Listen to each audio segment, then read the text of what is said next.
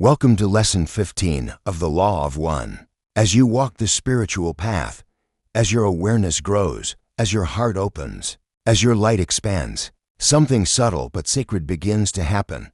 You are given more responsibility, not from an external authority, but from the universe itself, from the Creator within you.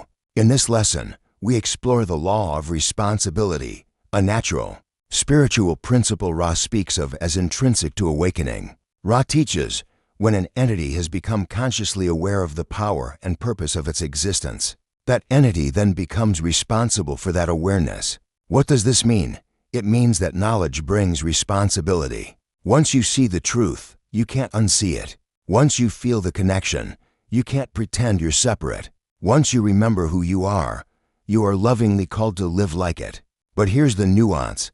The law of responsibility isn't about guilt, pressure, or perfection. It's about integrity. You are not punished for your awareness. You are invited to embody it. Each level of awakening brings new choices. Will I live from fear or from trust? Will I act from ego or from essence?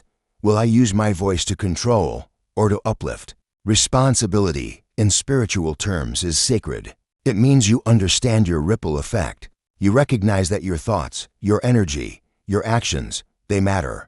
They they carry consequences, not as punishment, but as reflection. The more light you hold, the more clearly your shadow shows itself. The more conscious you become, the more conscious your choices must be. This can be humbling, but it is also incredibly empowering. Because the law of responsibility means this: you are not powerless. You are a co-creator. You are a steward of energy. And your life, your healing, your presence affects the whole. Practice for this lesson this week. Reflect on one area of your life where you've been playing small, numbing out, or giving your power away. Where is life asking me to lead with love instead of reacting from fear? Remember, responsibility isn't blame. It's sovereignty. It's saying, I may not control everything, but I am responsible for how I show up. Closing reflection.